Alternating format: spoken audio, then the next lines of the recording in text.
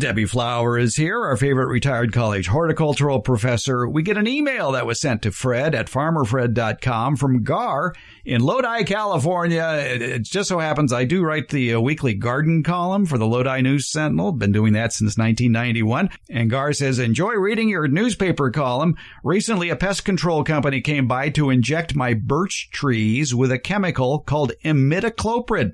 It supposedly helps prevent sticky droppings from landing on my driveway. This year they came by and also started injecting all the shrubs and also injected my plum tree and my lime tree. I asked why and they said it was part of their new procedure. Well, I'm concerned that my limes and plums may not be safe to eat. Is this a worry? While I only make jam out of the plums, I do enjoy fresh lime juice. Whoa, Gar. Yeah. It sounds like you need to have a discussion with that pest control company. Yeah. This is not uncommon. True. But as we often say on this program, and it really is true, especially if you're applying the chemicals yourself, read and follow all label directions. Yes. Because you can learn a lot if you get out the magnifying glass and read the fine print, or in this day and age, download the information from a website. Yes. So, and if you're using a service, they have to be licensed to apply pesticides, and you have the right and responsibility to find out what they're going to apply and get a copy of the label from them, because it needs to be the exact chemical that they are using. In this case, it's an injectable imidacloprid, which would be different from there are imidacloprids that you pour on the soil, and there are imidacloprids that you spray directly on the plant, and those would all have different labels.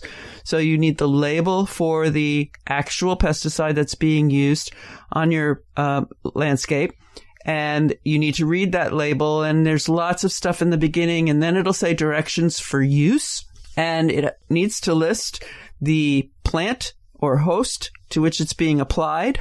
Could say fruit trees, or it could specifically say plum and lime. And you need to have the pest that they're trying to control listed as well. So there's another thing that needs to be researched. The pest control company should be able to tell you and show you the pest that is causing the problem.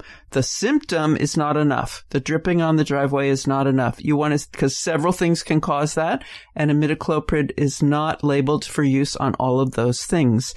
So you need to have the pest company identify the pest that's causing the problem and show you on the label, and it really should be their responsibility, but if they won't do it, you can do it on the label that can be printed out, that your plants and that pest are listed there, and then it's okay to use it.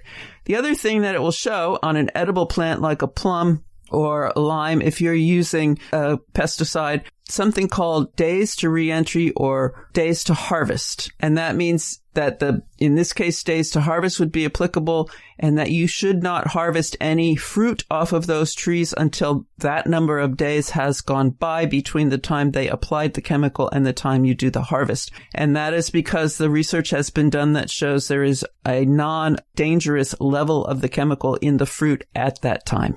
Imidacloprid works a bit differently than many insecticides that you might be familiar with. It is not a contact insecticide. It is a systemic insecticide, which means it's absorbed by the plant, and then when the pest sucks or chews on parts of the plant, that's when they go kaboom. The problem is a lot of the good guys go kaboom too, especially honeybees. So the timing of the imidacloprid application has to be very careful. And it'll say this on the label as well, as far as not applying it when a honeybee presence is expected. Like if the plant is about to go into bloom, that's when honeybees would normally arrive. You wouldn't want to spray right before then, when the honeybees would be most susceptible to it. And injectables need to be timed so that the chemical doesn't get to the flowers when the flowers open and the bees visit. It's complicated stuff, folks, which is why there are people who you can hire to put it on, and there's lots of training. I had a pest control license for a while. There's lots of training and continuing education for people who apply pesticides, but you need to be aware that the label is the law. They can only apply it to the law, and the label must show your plant and your pest. And so you need to them to convince you that this pesticide is the correct one for what you have in your landscape. It isn't easy, that's for sure. And there all are alternatives to using imidacloprid in many cases, especially if it's an aphid or scale problem, which are two of the possibilities in the case of this dripping sap issue. Right. And you should explore that as well, because good pest control companies now usually offer an integrated pest management component, meaning if there are less toxic alternatives available, start with those. For instance, I had a scale on a hackberry in one of my landscapes. Scale is a sucking insect, and it just lays down on usually the stem, could be the back of the leaf, the main vein on the back of the leaf, but usually it's the stem, and the mother lays her eggs there, and she just sucks all day long. She sucks sap out of the plant, and that's what nourishes her and allows her to have babies, and there is a crawling stage, etc. But most of what we see are these lumps on the stem of the plant, and they could be a variety of colors and a variety of shapes, depending on which scale it is. I had it on my hackberry. I pruned my hackberry to open it up because there are beneficial insects that will come in and feed on the scale and get rid of the scale. There were ants that were visiting the scale to get some of that sap. When the sap comes out of the plant, it comes out in pretty high pressure, and the sucking insect often gets more than they can consume. And so it just goes right through their body or leaks out. And that's something that the ants like. And so the ants will protect the sucking insect from the beneficials. So I put out ant traps. And those two things took care of my problem. If I had to take it a step further, there are much less toxic pesticides, including some of the horticultural oils that I could have used on the scale that would suffocate them. Insects breathe through their rear end, and so it would clog up their breathing pores. That would have been my next step, but I didn't need to do that. All I did was prune to open up the plant and control the ants.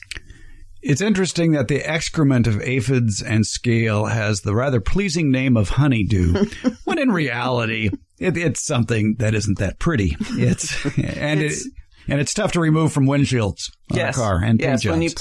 When you park under a tree and come back and there's lots of dots, there's a sucking insect in that tree that was over your vehicle. Of course, blasts of water we've talked about for controlling aphids. Yes. Knocking them off the plant. With scale, I've had scale on citrus trees where basically if you can see where the cocoons are, where their protective scale or shells are, a blast of water can knock them off. Or just take a plastic scouring pad and scrub them off. Right. In interior scaping, I have heard of people using just the baby wipes with some rubbing alcohol on them and just going up and down the stems and the leaves of the plants. They do it to clean.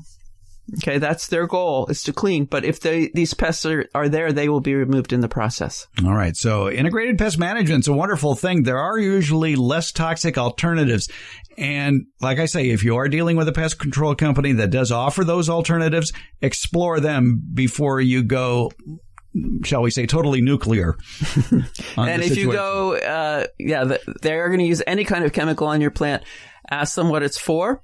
Have them show you the pest that it is going to control, and have them bring you a copy of the label and show you where on the label your plant and that pest is listed. Right. Exactly. Everything has to be there on the label. Right. If it's not, they're breaking the law, and you can report them.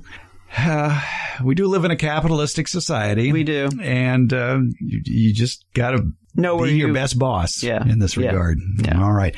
Debbie Flower, thank you so much. Good information, Fred.